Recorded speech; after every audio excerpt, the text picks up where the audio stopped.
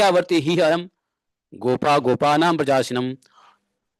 मैं तो ब्रजवासी गोप गोपियों के आज्ञा पालक सेवक हूँ। नंद राय जी राजा हैं, लेकिन कह रहे हैं मैं तो भैया गोप गोपियों के आज्ञा पालक सेवक हूँ, और मेरे यहाँ जो शुभ आनंददायक दिन प्राप्त हुए हैं ये सब आप लोग का आशीर्वाद है, आप लोग के ही पुण्य हैं, आप लोग के पुण्य प्रताप से ऐसा हुआ है।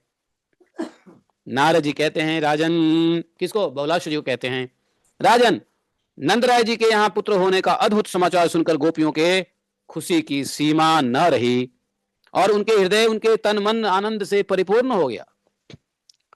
गोपियां का देखो, गोपियां मतलब घर के सारे काम काज छोड़ के तत्काल हाथ में कुछ न कुछ भेंट लेकर के तुरंत ब्रजराज के भवन में पहुंच गई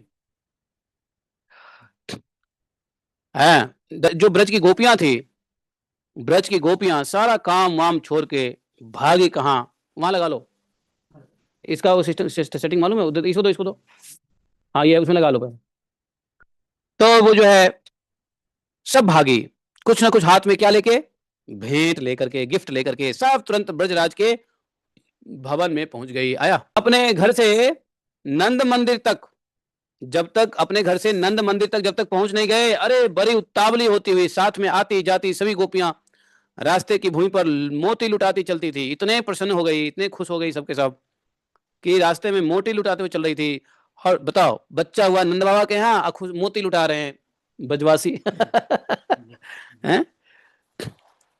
तो और इस प्रकार से सुंदर सुंदर आभूषण, केसों के बंधन भी ढीले पड़ गए। ऐसे भाग रही है मतवाली पागल की तरह भगवान के दर्शन करने के लिए कि केस ढीले पड़ गए, आभूषण जो है। उस दशा में गोपियों की शोभा और बड़ी निराली हो रही थी। गोपियों के झनकारते हुए नुपुर, नए बाजूबंद, सुनहरे लहंगे, मंजीर हार, मणि में कुंडल, करधनी कंठसूत्र, हाथ में कंगन और भाल देश में लगी हुई बिंदियों की बिंदी बिंदी भी लगाई थी गोपियां। नई नई छटाओं से उनकी छवि पूर्णिमा की नूतन ज्योत्सना के समान दिखते थे।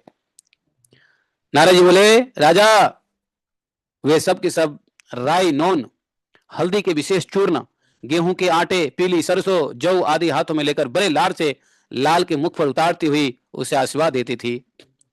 भगवान को दर्शन किया ना, लाला कृष्ण को जब दर्शन किया तो कोई किसी के हाथ में हल्दी है, किसी के हाथ में गेहूं के आटे हैं, किसी के हल्दी के चूरन है, राई है, कोई राई से ही ऐसे कर रही है ना, कोई पीले सरसों है, किसी के हाथ में जौ है।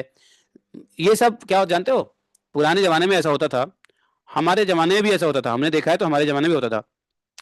हाथ में धन धान्य लेकर के